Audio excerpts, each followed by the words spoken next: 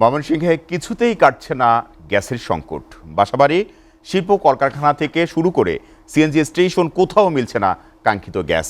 এতে রান্না থেকে শুরু করে শিল্প উৎপাদন ও পরিবহন সবখানেই দেখা দিয়েছে চরম ভোগান্তি।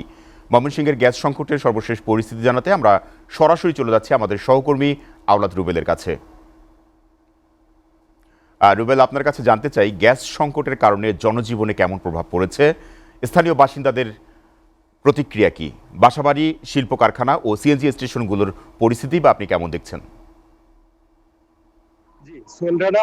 এই ময়মনসিংহে এখন যে তীব্র গ্যাস সংকট, এই গ্যাস সংকটের যে প্রভাব, সেই জনজীবনে একটা মারাত্মক ক্ষতিকর প্রভাব পড়েছে এবং একটি নৈরাজ্যকর পরিস্থিতি এখন ময়মনসিংহে বিরাজ করছে।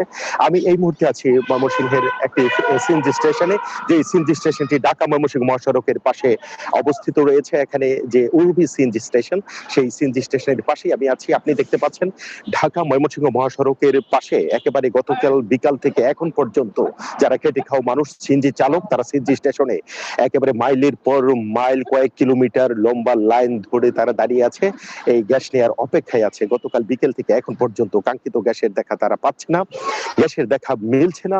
এই শ্রমজীবী মানুষ তারা অত্যন্ত ক্ষুব্ধ প্রতিক্রিয়া ব্যক্ত করেছেন আমার কাছে। তারা বলেছেন যে এভাবে তাদেরকে এখন পেটের দায়ে রাস্তায় বের হতে হচ্ছে এবং সারাদিন অপেক্ষা করে যে 50-60 টাকার গ্যাস পাওয়া যায় তা দিয়ে যে এখানে যে তাদের যে ভাড়া দিতে হয়, যে সিএনজি ভাড়া দিতে হয়, দৈনন্দিন যে ভাড়াটা দিতে হয়, সেটা দিয়ে তারা যে চাল ডাল কিনে নিয়ে বাড়িতে ফিরবে সেই অবস্থা এখন নেই। এই সিএনজি স্টেশন গুলোতে যে একটা নৈরাজ্যকর পরিস্থিতি চলছে, যাও কিছু প্রেসার আছে সেখানে বড় বড় শিল্প কারখানার কাভার্ড ভ্যান এসে সেখানে তারা গ্যাস নিয়ে যাচ্ছে। বিনিময়ে যারা প্রাইভেট কার আছে এবং সিএনজি চালক আছে, তারা তাদের কাঙ্ক্ষিত গ্যাস কিন্তু পাচ্ছে না। আমি যদি আপনাকে দেখাতে চাই, এভাবে ঢাকা ময়মনসিংহ মহাসড়কে কয়েক কিলোমিটার জুড়ে দীর্ঘ সারি এই সিএনজি আমরা দেখতে পাচ্ছি। এখানে ঢাকা ময়মনসিংহ মহাসড়কের পাশে একেবারে কয়েক কিলোমিটার পর্যন্ত এখানে এই সিএনজি স্টেশনের পাশেই এই সিএনজির দীর্ঘ সারি এখানে জমে গেছে এবং খেটে খাওয়া সিএনজি চালক যারা তারা আছেন, তাদের এখন বেঁচে থাকাই দায়ী। গত এক মাস, প্রায় 1.5 মাস হয়ে গেল আজকে এই অবস্থা, এখনো পর্যন্ত কোনো উত্তরণ হয়নি। এভাবে সারাদিন অপেক্ষা করে 40 থেকে 50 টাকার গ্যাস তারা দিতে পারছে। এই জন্য সিএনজি স্টেশনের অবস্থা। পরবর্তীতে যদি শিল্প কারখানার অবস্থা আরো নাজুক। ময়মনসিংহের ভালুকা এবং ত্রিশালের যে শিল্পাঞ্চল গুলো রয়েছে, সেই শিল্পাঞ্চলে এখন অনেক শিল্প কারখানা বন্ধ করে দিতে হচ্ছে। বিশেষ করে গ্যাসের যে প্রেসার থাকার কথা, সেই প্রেসার তারা পাচ্ছে না, উৎপাদন ব্যাহত হচ্ছে এবং গ্যাসের প্রেসার কম থাকায়, গ্যাস না থাকে তাদেরকে বাধ্য হয়ে ডিজেল ব্যবহার করতে হচ্ছে, এলপি গ্যাস ব্যবহার করতে হচ্ছে ব্রয়লার চালাতে। এতে করে উৎপাদন খরচ প্রচন্ড পরিমাণে বেড়ে যাচ্ছে এবং এই বেড়ে যাওয়ার কারণে ভবিষ্যতে উৎপাদন আরো হুমকির মুখে পড়বে বলে জানিয়েছে শিল্প মালিকরা। এবং অনেক ছোট শিল্প কারখানা যেগুলো রয়েছে, সেগুলো বাধ্য হয়ে তারা সেই শিল্প কারখানাগুলোকে বন্ধ রাখতে তারা বাধ্য হচ্ছেন। শিল্প কারখানার গ্যাসের ব্যাপারে কোনো স্বস্তির খবর নেই। পরবর্তীতে বাসাবাড়ির গ্যাস সংকটের দিকে যদি আমি আসি, বাসাবাড়িতে যারা মা বোন যারা রান্নার কাজে আছেন, তারা অত্যন্ত বেকায়দায় পড়েছেন।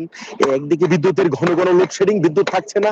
যেখানে ইলেকট্রিক রাইস কুকার দিয়ে তারা রান্না করবেন, যেখানে ইন্ডাকশন কুকার ব্যবহার করবেন, সেখানেও বিভ্রাট ঘটছে। পাশাপাশি এলপি গ্যাস দিয়ে রান্না করছেন, কেউ লাকড়ি কিনে বাইরে রান্না করছেন, আবার কেউ এখানে সোলার দিয়ে ব্যবহার করছেন, এখানে কেউ আইপিএস ব্যবহার করছেন। সোলার এবং আইপিএস সেটাও এক শ্রেণীর মুনাফালোভী ব্যবসায়ী যারা, তারাও সেটার মূল্য বৃদ্ধি করে দিয়েছে।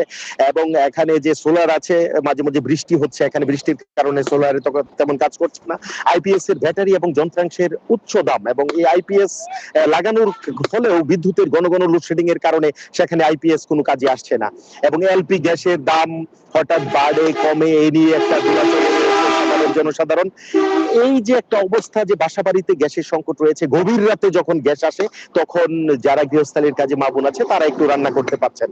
তো সব মিলিয়ে যে এখন ময়মনসিংহের যে একটা পরিস্থিতি, আমি যদি আপনাকে সর্বশেষ জানাতে চাই, যে তিতাস গ্যাস ডিস্ট্রিবিউশন কোম্পানির তিতাস গ্যাসে যারা দায়িত্ব আছে, তাদের সাথে আমি কথা বলেছি, তারা কোনো সুখবর দিতে পারেনি। তারা বলে যে যখন গ্যাস লাইনে আসবে, যখন সারা দেশের গ্যাস সরবরাহ প্রক্রিয়া স্বাভাবিক হবে, তখনই তারা গ্যাস সুন্দরভাবে সুচারুভাবে তারা লাইনে দিতে পারবেন। এখন গ্যাস সরবরাহ নেই, তাই তারা গ্যাস সরবরাহ দিতে পারছে না। বাসাবাড়ি, শিল্প কারখানা, সিএনজি স্টেশন, সব জায়গায় গ্যাসের তীব্র সংকট দেখা দিয়েছে।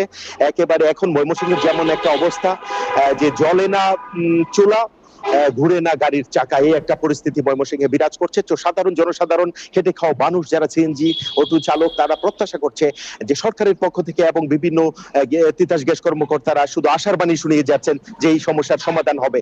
এই সমস্যার সমাধান কবে হবে তারা সুনির্দিষ্টভাবে দেখতে চায়, এবং যেটা দৃশ্যমান কাজ, এই গ্যাস সংকটের সমাধানে যে দৃশ্যমান কাজ, সেটা কিন্তু জনসাধারণ এখন দেখতে চাচ্ছে।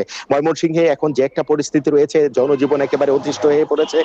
এই গ্যাসের তীব্র সংকটের সাথে বিদ্যুতের ঘন ঘন লোডশেডিং, জ্বালানি খাতের এই যে বিপর্যয়, এই যে একটা অস্থির পরিস্থিতি, এখন ময়মনসিংহবাসী তারা কিন্তু এখন সামাল দিচ্ছে অত্যন্ত কষ্ট করে। আমরা কিছুদিন আগে আন্দোলন দেখেছি ময়মনসিংহের বাইপাস মোড়ে সিএনজি স্টেশনে গ্যাস সরবরাহের দাবিতে সিএনজি চালকরা ঘন্টার পর ঘন্টা মহাসড়ক অবরোধ করেছিল, এবং সব মিলিয়ে জনসাধারণ কিন্তু বিক্ষুব্ধ হয়ে উঠছে। যে কোনো সময় বড় ধরনের আন্দোলন এবং যে কোনো ধরনের সহিংস পরিবেশ সৃষ্টি হয়ে যেতে পারে। তার জন্য সরকারের ঊর্ধ্বতন কর্তৃপক্ষ এবং তিতাস গ্যাস কর্তৃপক্ষ, জ্বালানি খাতে যারা দায়িত্বপ্রাপ্ত আছেন, তারা অতি সত্বর এই সুষ্ঠু সমাধানে এগিয়ে আসবে, এটা এখন ময়মনসিংহবাসী প্রত্যাশা করছে। সোহেল রানা, এই ছিল আমার কাছে ময়মনসিংহ থেকে তীব্র গ্যাস সংকট নিয়ে সর্বশেষ পরিস্থিতি।